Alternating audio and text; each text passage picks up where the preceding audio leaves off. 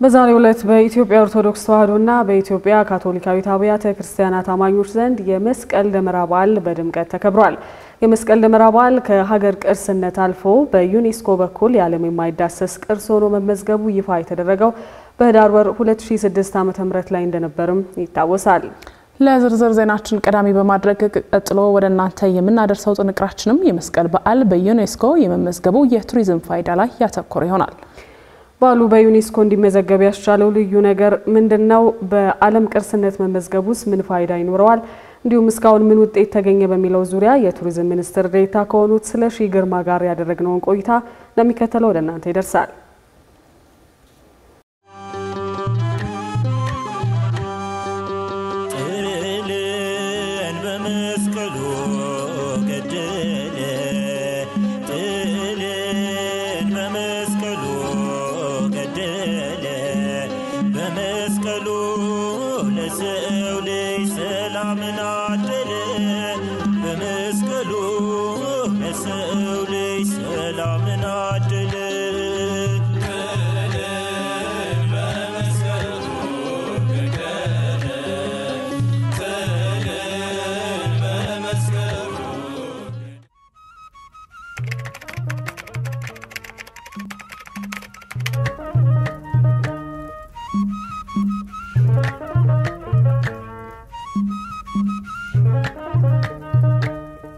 የመስቀልን ልዩ ባህሪ ስናይ የመጀመሪያው ይሄ ክብረ በዓል በሚከበርበት ጊዜ ባለቤት አለው ወይ የሚል ነው። ይሄ ክብረ በዓል እንዲከበር የኢትዮጵያ ኦርቶዶክስ ቤተክርስቲያን ከመሃል ሀገር ብንርቅ ደግሞ ከቤተክርስቲያንና በአካባቢው ያሉ እድሜ ጠገብ የሀገር ሽማግሌዎችም ጭምር በጋራ በማስተባበር ወጣቱን በማስተባበር እነኚህ ክብረ በዓላት እንዲከበሩ ያደርጋል።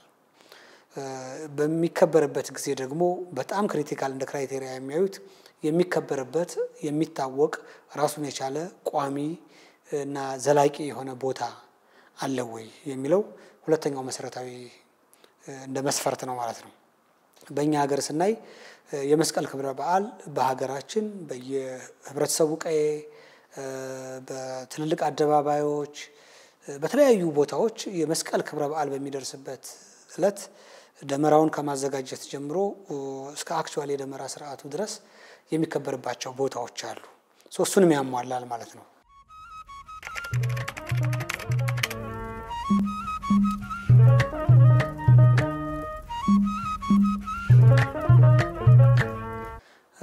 በዩኔስኮ መመዝገብ ጥቅም አለው።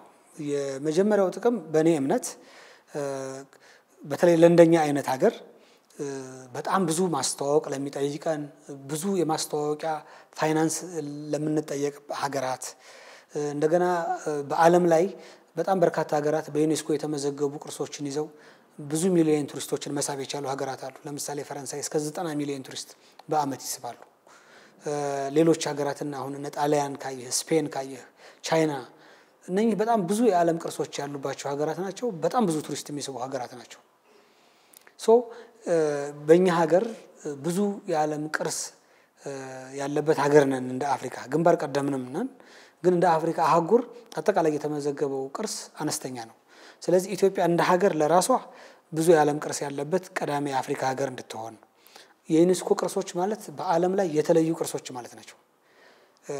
አሁን በታንጀብሉም ይሄ በሚዳሰሱትም ስታይ በዓለም ላይ ምናልባት የሰው ልጅ ሂዩማን ጂኒየስ የሰው ልጅ የተለየ የአይምሮ ብስለትና የፈጠራ ክህሎት የሚያሳዩ ስራዎች መሆን መቻል አለባቸው ለመመዝገብ። አውትስታንዲንግ ዩኒቨርሳል ቫልዩ ለዓለም የተለየ እሴት የሚጨምሩ መሆን አለባቸው። ለዓለም ህብረተሰብ መማሪያ የሚሆኑ መቻል አለባቸው።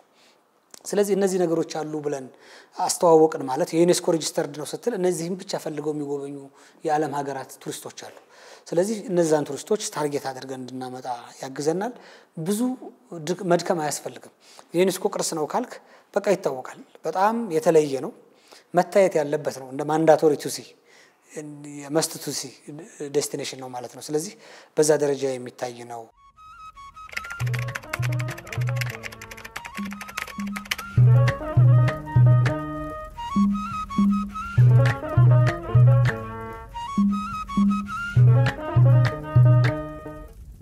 የመስቀልን አሁን በመስቀል አደባባይ የሚካሄደውን የደመራ ስርዓት ስናይ በጣም ውብና ማራኪ ከተለያየ የህብረተሰብ ክፍል ከተለያየ ቦታ በተለያየ አልባሳት ደምቆ በዝማሬ ህብረተሰቡ የሚያጅበው የደመራ ስርዓት ነው። በጣም መንፈሳዊ ክዋኔዎችም ያሉት ስርዓት ነው ማለት ነው።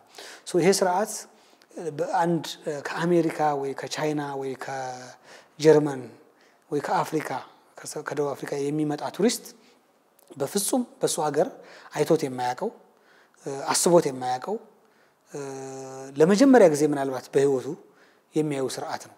ስለዚህ ይሄን ስርዓት እንዴት በአንድ ጊዜ ይሄ ሁሉ ሰው ተሰባስቦ በእንደዚህ አይነት መንገድ ሊከውነው እንደቻለ መማርና ማወቅ ይፈልጋል። የዓለም ህብረተሰብ ዓለምን በሙሉ አይቶ መማር ይፈልጋል፣ መማረክ ይፈልጋል። ይሄ ሰዋዊ ባህሪ ነው። ቱሪዝም የሚባለው ጽንሰ ሐሳብም እንዲመጣ ያስቻለው ምክንያት እሱ ነው። ስለዚህ ይሄ እንዲፈጠር የደመራ ስርዓት አንድ ማግኔት ወይም የጉብኝት የስበት ማዕከል ነው ሊባል ይችላል ማለት ነው። በአይነቱ የተለየ በጣም ብዙ አክቲቪቲ ያለው በዛ ውስጥ ደግሞ ኢመርስ ማድረግ አንተም ገብተህ የዛ አካል እንድትሆን እድል የሚፈጠር ከመሆኑ አንፃር ማግኔት ነው ብዬ ነው የምጠቅሰው ማለት ነው ለቱሪዝም አጠቃላይ እንቅስቃሴው።